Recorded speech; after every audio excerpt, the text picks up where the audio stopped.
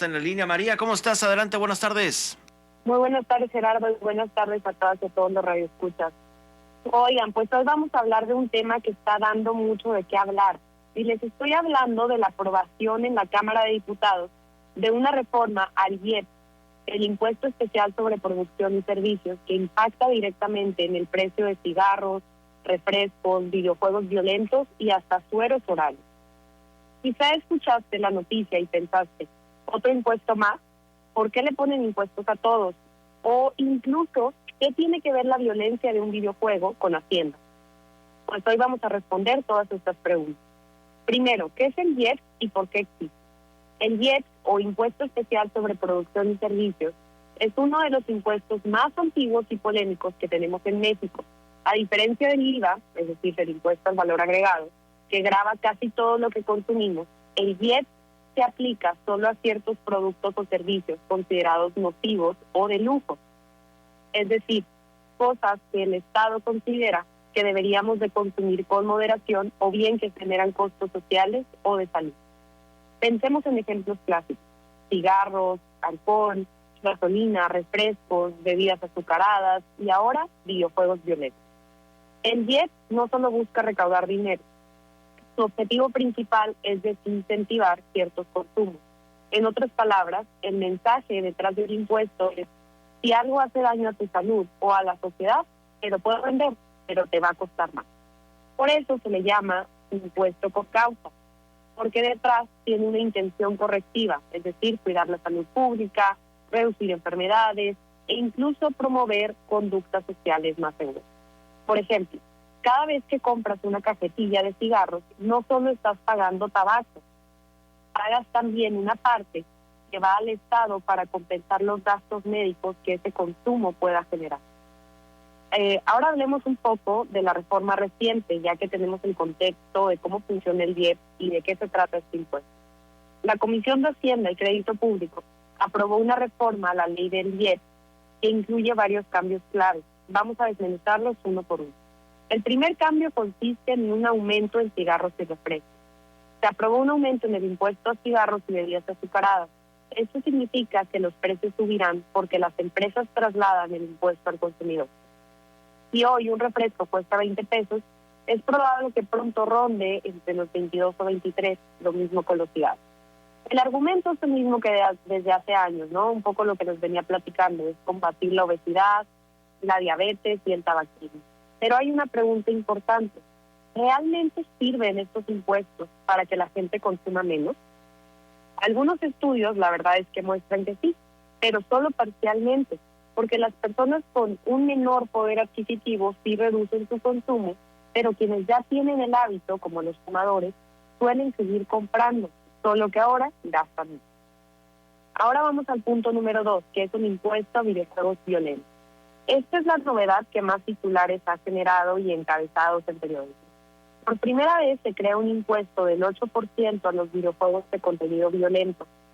La idea, según los legisladores, es desincentivar el consumo de productos que fomentan la violencia, especialmente entre niños y adolescentes. Y aquí hay que detenernos, porque primero deberíamos de entender qué significa un videojuego violento, porque la reforma no lo define con precisión. Y se entiende que se aplicará a los juegos que contengan escenas explícitas de violencia o agresión física, pero la verdad es que una definición como tal no existe.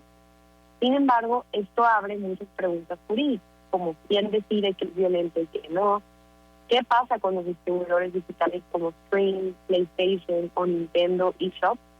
La reforma por ahora solo establece el porcentaje del impuesto, pero no el mecanismo para clasificar ni recaudar, lo que seguramente se regulará más adelante en reglas misceláneas o lineamientos de acción. Ahora vamos al punto número 3, el impuesto a juegos y sorteos, que pasó de un 30% a un 50%. El tercer punto es este aumento del impuesto a juegos con apuestas y sorteos, y esto incluye casinos, apuestas deportivas, loterías y ahora también las apuestas en línea.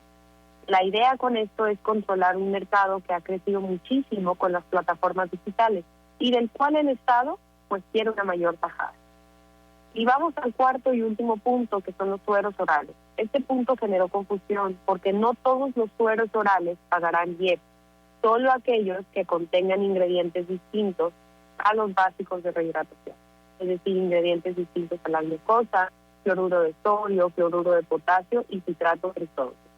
Si el producto tiene saborizantes o edulcorantes, como es el caso de, no sé, el electrolit cero, pues estos nuevos sueros comerciales sí deberán de pagar impuestos.